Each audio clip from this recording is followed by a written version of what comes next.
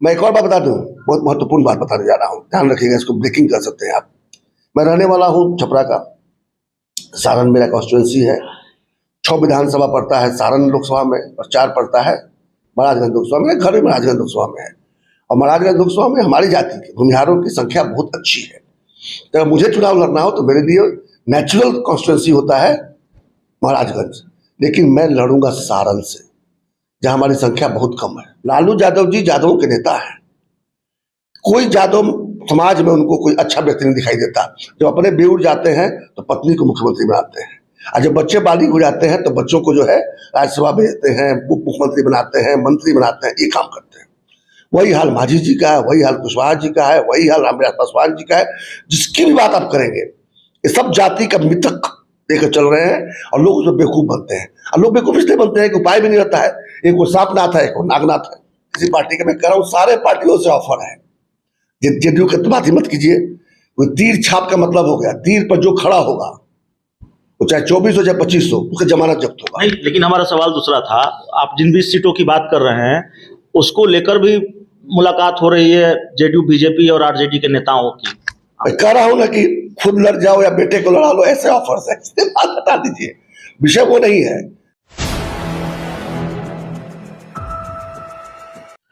Sir, वैसे तो कई सवाल हैं आपको लेकर, प्रशांत किशोर को लेकर, लेकिन इंटरव्यू की शुरुआत हम चाहते हैं। बिहार में एक बड़ी बैठक होने वाली है विपक्षी दलों की। क्या अरविंद केजरीवाल, आप स्टैंड अप कमेटी की बात कर रहे हैं क्या? जी, स्टैंड अप कमेटी जो होता है, विपक्षी एकता एकदम स्टैंड अप कमेटी और कुछ नहीं है जी, कुछ होना तो है नहीं। अच्छा, आप बताइए, तर्क की बात मैं करता हूँ। केरल में कम्युनिस्ट और कांग्रेस एक साथ हो जाएंगे, तमिलनाडु में डीएमके एआईडीएमके एक साथ हो जाएंगे, आपका ये आंध्रा में जगन मोहन रेड्डी और नायडू एक साथ हो जाएंगे, तेलंगाना में केसीआर कांग्रेस एक साथ हो जाएंगे, पंजाब में अकाली आप और कांग्रेस एक साथ हो जाएंगे, दिल्ली में आप और कांग्रेस एक साथ हो जाएंगे, बंगाल में तृणमूल कांग्रेस और बीजेपी क्या नाम है उसका, कम्युनिस्ट एक साथ हो जाएंगे। जब ये एक साथ होना ही नहीं है तो स्टैंड अप कॉमेडी करने का मतलब क्या होता है? ये किसी के दिमागी फितरत है और कुछ नहीं है। दिमाग में कुछ आ गया है, कुछ चल रहा है, या पता नहीं किसी को बेवकूफ। आपको लग रहा है कि इतनी बड़ी बैठक पटना में होने जा रही है, क्या अरविंद केजरीवाल, क्या उद्धव ठाकरे, क्या ममता बनर्जी, क्या अखिलेश यादव, सब कुछ यूं ही है, कुछ नहीं होने वाला? केवल नहीं पूछिएगा अरविंद केजरीवाल से कि आप कांग्रेस से टाई अप करेंगे तमिलनाडु, हाँ, पंजाब में और दिल्ली में। अगर वो कह दे हाँ टाई अप करेंगे, आधा आधा शेयर करने को तैयार हैं, तब मैं मान लूंगा कि नहीं मैं बेवकूफ हूँ, वो होशियार है। अच्छा, ये बताइए कि एक आप तो लड़े जीते, अकेले लड़े जीते विधान परिषद का चुनाव, बाद में लड़वाया भी जितवाया भी। तो पहले लड़े जीते, फिर लड़वाया जितवाया। अब 2024 में जो खबर है, लड़ना तो तय है, लड़वाने भी जा रहे हैं, जितवाने भी जा रहे हैं। कितनों को कहां से लड़वाने जा रहे हैं और कैसे जितवाएंगे? आपको और प्रशांत किशोर को लेकर सवाल है। अभिषेक जी बात समझिए, ये जो जन स्वराज अभियान जो है शुद्ध रूप से राजनीतिक अभियान है। ये न सामाजिक है, न सांस्कृतिक है, न धार्मिक है। ये बिहार के लोगों को असली मुद्दों के प्रति जागरूक करने का अभियान है, ताकि बिहार के लोग असली मुद्दों पर वोट करें। बच्चों के भविष्य के लिए, बच्चों की पढ़ाई के लिए, युवाओं के रोजगार के लिए, किसानों की बदहाली को दूर करने के लिए, बेरोजगारी को दूर करने के लिए, पलायन को रोकने के लिए, बीमारों के इलाज के लिए। ये सब जो मुद्दे असली होने चाहिए, इन मुद्दों पर हम लोगों को जागरूक कर रहे हैं और इन्हीं मुद्दों पर हम चुनाव भी लड़ेंगे। और रहा सवाल की जो पदयात्रा हो रही है, लोग जागरूक किया जा रहा है, लोग सही में जुड़ रहे हैं। अब देखिएगा तो हम तो जो 8 जिलों का अभी तक हुआ है, 8 जिलों में लगभग 70 से 75% जो है एक्सेप्टेंस रेटिंग आ रहा है। तो बाकी जिले बाकी हैं, तो अब 225 दिन की पदयात्रा के बाद कमर में काटने स्टीयर हो गया था, इसलिए 45 दिन के रोकना पड़ गया। 25 तारीख से फिर शुरू होगा, और शुरू होगा तो लगभग आधा बिहार जो है, मतलब 20 सीटों तक, 40 में से 20 सीटों तक पदयात्रा हमारी पूरी हो जानी चाहिए लोकसभा चुनाव के पहले। तो 20 सीट तो लड़ेंगे ही लड़ेंगे। जब राजनीतिक अभियान है तो 20 सीट तो छोड़ने वाले हैं नहीं। इसके अलावा 2-4-5 और सीट भी लड़ सकते हैं, जहां पर हमको मजबूत कोई कैंडिडेट मिल जाएगा। और लड़ेंगे तो हम जीतने के लड़ते हैं, ये बात समझ लीजिएगा। हम लड़ने के नहीं लड़ते हैं, वो दिखा है। मैं मानता हूं कि लोकसभा के चुनाव में मुद्दा इतना बड़ा होगा, चूंकि हम कोई प्रधानमंत्री का चेहरा तो प्रोजेक्ट कर नहीं सकते हैं, और नरेंद्र मोदी अपने आप में एक बहुत बड़ा चेहरा है, तो लड़ाई थोड़ी कठिन होगी, लेकिन फिर भी हमारी उपस्थिति बड़ी मजबूती से दर्ज होगी। और अगर 20, 22, 25 सीट पर लड़ते हैं तो अधिकांश सीटों पर हम 1 या 2 नंबर पर रहेंगे। बी टीम होने का भी आरोप लगेगा, पता नहीं किसकी बी टीम होने का आरोप लगेगा, लगता है। अरे सर, ऐसा है ना कि गालिब ने एक शेर कहा है, मन बहलाने के लिए गाली भी ख्याल भी अच्छा है। लोगों को समझ में नहीं आ रहा है कि 225 दिन की पदयात्रा, कठिन तपस्या जो व्यक्ति कर रहा है और जिसके साथ समाज के सारे सही लोग जुड़ रहे हैं, वो किसी की बी टीम बनने के तैयार है। देखिएगा पदयात्रा पूरी हो जाएगी 2025 के चुनाव के पहले, और उस समय देखिएगा 243 के 243 सीट पर जनसुराज के प्रत्याशी होंगे, 24 में 20 से 25 सीट पर हमारे प्रत्याशी होंगे। और मैं एक और बात बता दूं, बहुत महत्वपूर्ण बात बताने जा रहा हूं, ध्यान रखिएगा, इसको ब्रेकिंग कर सकते हैं आप। मैं रहने वाला हूं छपरा का, सारण मेरा कॉन्स्टिट्यूएंसी है। 6 विधानसभा पड़ता है सारण लोकसभा में और 4 पड़ता है महाराजगंज लोकसभा में। घर भी महाराजगंज लोकसभा में है और महाराजगंज लोकसभा में हमारी जाति के भूमिहारों की संख्या बहुत अच्छी है। तो अगर मुझे चुनाव लड़ना हो तो मेरे लिए नेचुरल कॉन्स्टिट्यूएंसी होता है महाराजगंज, लेकिन मैं लड़ूंगा सारण से, जहां हमारी संख्या बहुत कम है। क्यों? इसलिए कि हमें बताना है कि बिहार की जनता जातिवादी नहीं है, बिहार के नेता जातिवाद को बढ़ावा देते हैं। आप किस तरह से देते हैं सो सुन लीजिए।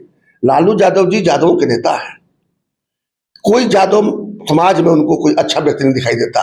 जब अपने बेउर जाते हैं तो पत्नी को मुख्यमंत्री बनाते हैं, और जब बच्चे बालिग हो जाते हैं तो बच्चों को जो है राज्यसभा भेजते हैं, उप मुख्यमंत्री बनाते हैं, मंत्री बनाते हैं, ये काम करते हैं। वही हाल मांझी जी का है, वही हाल कुशवाहा जी का है, वही हाल रामविलास पासवान जी का है। जिसकी भी बात आप करेंगे, ये सब जाति का मिथक लेकर चल रहे हैं और लोग उसमें बेवकूफ बनते हैं। और लोग बेवकूफ इसलिए बनते हैं कि उपाय भी नहीं रहता है, एक वो सांपनाथ है, एक वो नागनाथ है।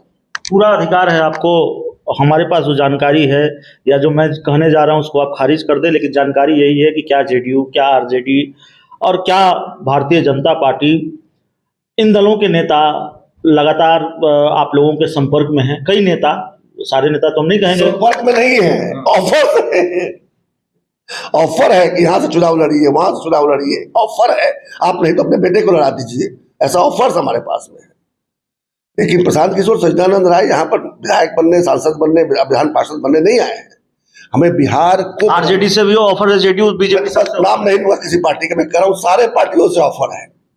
जेडीयू की तो बात ही मत कीजिए, वो तीर छाप का मतलब हो गया, तीर पर जो खड़ा होगा वो चाहे 24 हो चाहे 25 हो, उसका जमानत जब्त होगा। नहीं, लेकिन हमारा सवाल दूसरा था। आप जिन 20 सीटों की बात कर रहे हैं उसको लेकर भी मुलाकात हो रही है जेडीयू, बीजेपी और आरजेडी के नेताओं की। मैं कह रहा हूं ना कि खुद लड़ जाओ या बेटे को लड़ा लो, ऐसे ऑफर्स है, इससे बात हटा दीजिए। विषय वो नहीं है, तीर खत्म है, तीर जितना था तर्कस खाली हो गया है।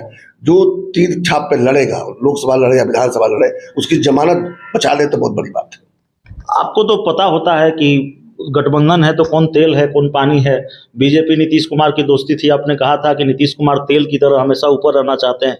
ये जो बिहार में जेडीयू आरजेडी का गठबंधन है, इसमें तेल कौन है, पानी कौन है?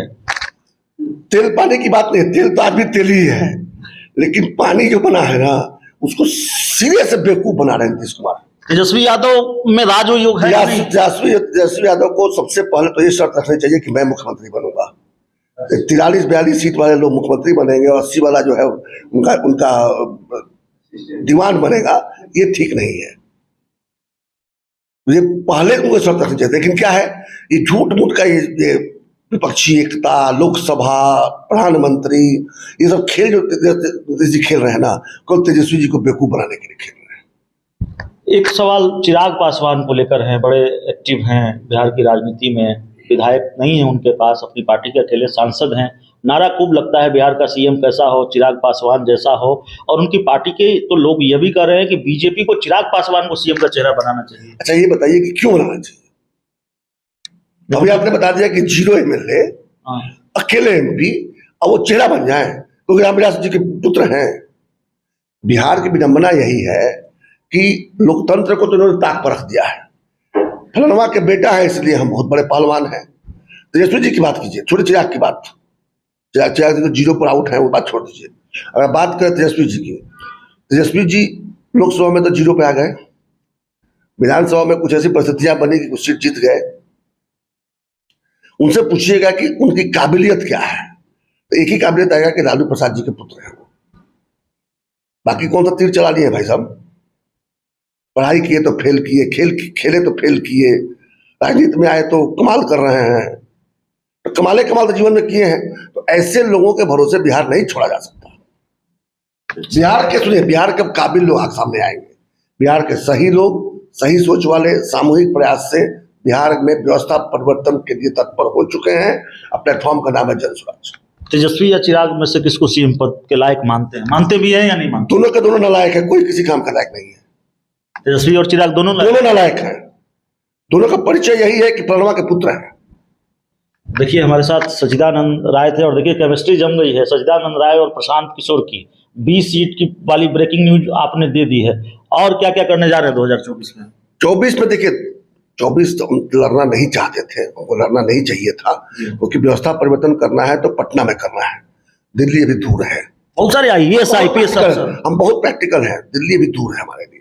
लेकिन ये जरूर है कि 24 के चुनाव हम इस आधार पर लड़ेंगे कि अभी आपने 39 सीट जिता कर दिया 40 में से, इसके पहले 31 या 32 सीट पर जिता कर दिया।